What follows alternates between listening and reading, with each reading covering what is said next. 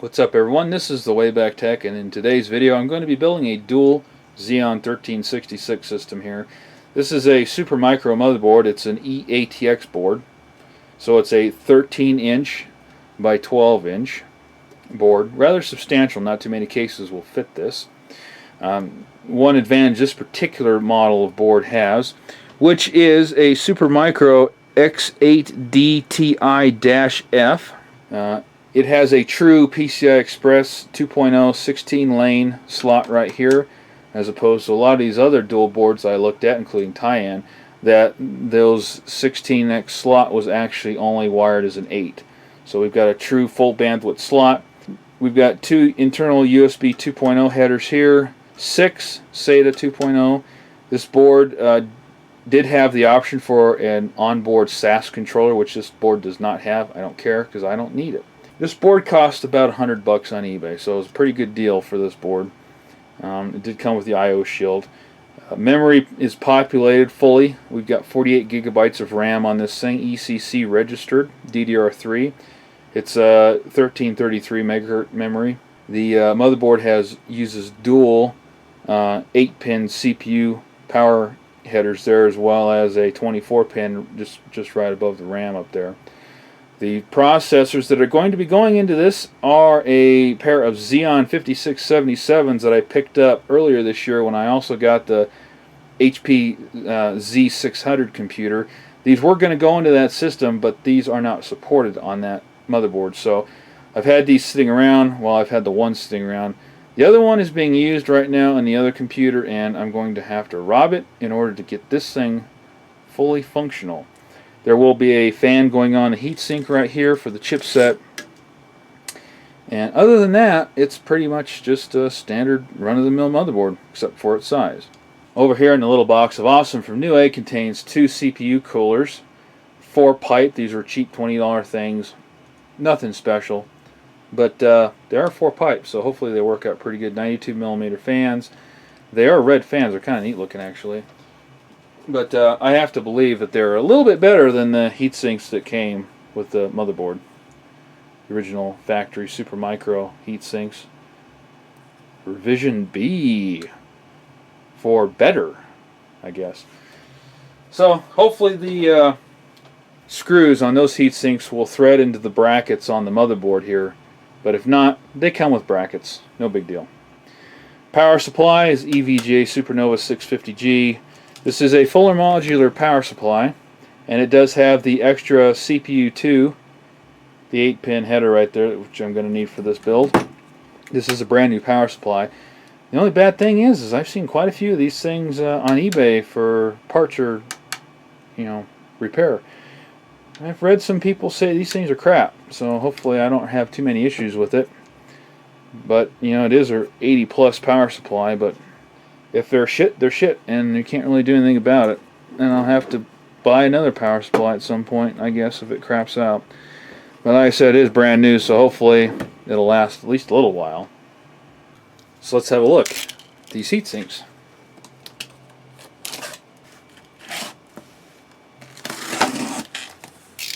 This isn't what I expected to see. Incredible meals. I guess if we get hungry, we can make ourselves a meal there. Now get live TV for less with Sling Television. Take back TV. Get the best of live TV. 25 channels for $20 a month. Watch instantly. Limited time, get a free Roku 2 when you prepay 3 months of Sling TV. Yeah, kind of looks like a DirecTV advertisement right there. So here's the heat sinks in question. Eidos. I guess that's how that's pronounced. Oh, pretty big compared to my razor blade here. Pretty big. Let's have a look inside of this thing. Alright, I got a whole crap load of brackets and screws and thumb screws, and looks like got a little bit of special thermal compound there, which probably is the cheapest crap on the planet. It's probably just white. But who knows, maybe it's some Arctic Solar 5 that they threw in there. It's kind of a nice looking fan. They had this in black as well. And here's the heatsink right here. Not too bad. The one thing I may do with this system is I may go ahead and use a passive cooler on this thing. May ditch these fans in favor of just making some kind of a duct or something to blow so that the fan on the back of the case can pull air through these and cool them that way. Now you're probably wondering, what am I going to do about a case? The Eclipse P400 by Phanteks. This is one of those cases I was looking at that I thought was a very nice looking modern case. And I went with the gray version on this one. And the biggest selling point for me was that it has a light down here. Not joking. Well, maybe a little bit. That's kind of a silly reason to buy a case, right? Just because it's got a light. I thought it looked cool. I mean, you know, come on. I'm actually going to make this thing look really cool because it's got RGB lighting down here. So I can make this light down here any color I want. In fact, I'm going to get one of those RGB kits for this thing. And, well, I might put one up here so it glows out the let me move the camera here so you can know what I'm talking about. Glow out the vent holes right here. That might look pretty cool.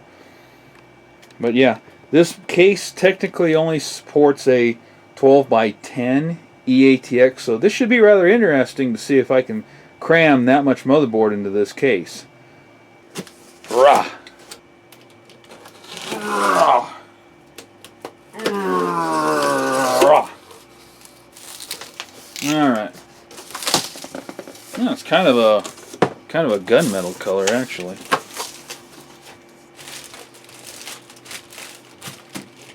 So we can get this thing out of the box.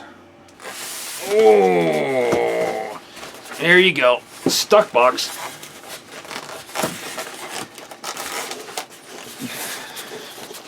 Now shoot. Come on. Oh, there we go. So we got some foam here. That's what's inside the foam that counts, right? Just take that out of there, throw that away. Has a cooling vent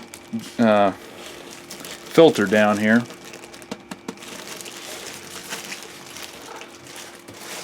Apparently a lot of people get themselves all hot and bothered for this case because apparently it's a really awesome case for 60 bucks. Or in the case of this case, it was 69, free shipping.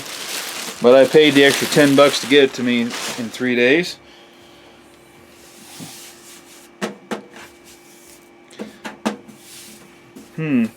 First impressions of this case is this actually feels really nice up here. Feels like pretty sturdy metal on the outside of it. I was expecting it to be kind of that soft crap.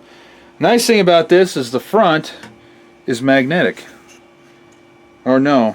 It's not magnetic, it has plastic snaps in it, but it pops off like it's magnetic, right? It's got filtration on the bottom here, and it's got filtration on the top as well. And you'll also notice one other thing. There is no, let me just move that camera down, there is no CD-ROM. Yes, this is a CD-ROM free case because I am going CD-ROMless for this build. Because you know what? I barely ever use the CD-ROM. And I've got a USB one. So, not a big deal.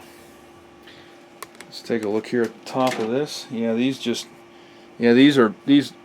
covers right here are magnetic. This case was $70 because this has the sound deadening material in it. So that's good.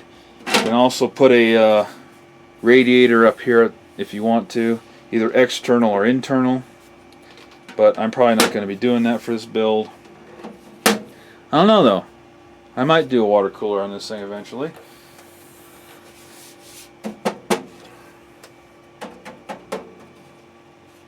Yeah, this is a decent case, guys. This is a decent case. I've had some of those rose wool cases. They're like the $30 ones, and the sheet metal. I don't know if I'd even consider it metal that they use on those cases, but it's not only thin, but it's actually soft. It's really strange. A nice side window right there. They do have this case without a window if you don't want that, but I like the window. I kind of thought that it's funny, the picture for this case at Newegg, this makes it look like this case is primer color. It's so bright, but it's actually a darker, kind of a gunmetal gray kind of a thing going on. But I really like that gray because it contrasts very nice with the black interior. It's I'm impressed actually. The sheet metal is it's thin, but it's not soft. This does have some cable management, and the other thing nice about this case is that I can position the fan anywhere. You don't have pre-designated spots to put the fan. You can just slide it up and down wherever you want to. And the same is true on the back as well. Now there will be a USB 3.0 card going into this system. Unfortunately, they have not given me the card yet in the mail. Postal system has not delivered that yet, so that's going to be the slowest piece of the build to get here, unfortunately. This case is also a powder coated finish versus being painted, so it's going to be much more durable than your regular painted cases. When I was looking at this case, it said it would only support a 12 by 10 motherboard EATX. But the one thing that I noticed, if I can get this zip tie out, this tie wrap, whatever the hell it is, out of here, my little box of accessories. What's in this? These are probably, oh, okay, we got filters here. These are magnetic filters right here that you would put instead of the covers up there if you've got fans or a radiator up there. But anyway, what I was going to say is that when I was looking at the specs on this case to fit the motherboard, it said it was a 12 by 10. Motherboard was the largest it would hold, and you can see some of that sound deadening material on the backside. Very nice acoustic material. But when I was looking at the case, you can see it's completely open in here, and there's two 3.5-inch drives trays down here that slide in from the other side. And also got cable management here, but it comes with although it doesn't look like this one came with it, but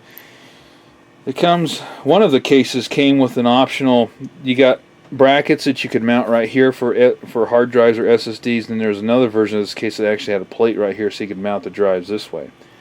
And when I was looking at this and the pictures, it looked like, even though they said it would only fit a 12 by 10, it looked like if you didn't put anything over here that this board would fit. So let's see if that's the case, because if not, then I'm really fucked here right now. Yeah, this board, there's plenty of room in here for this board. Oh yeah. Oh yeah, that's not going to be a problem at all.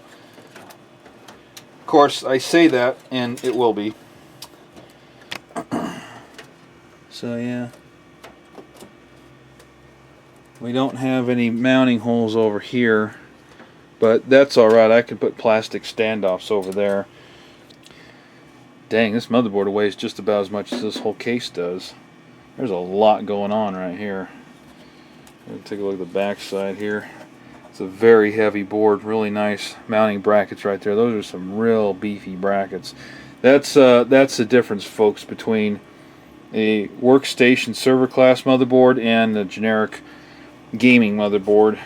It's a lot better build quality. Brackets right there that's impressive.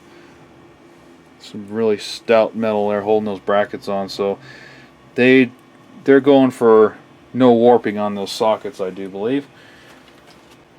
Well, now it's time to commit a little robbery.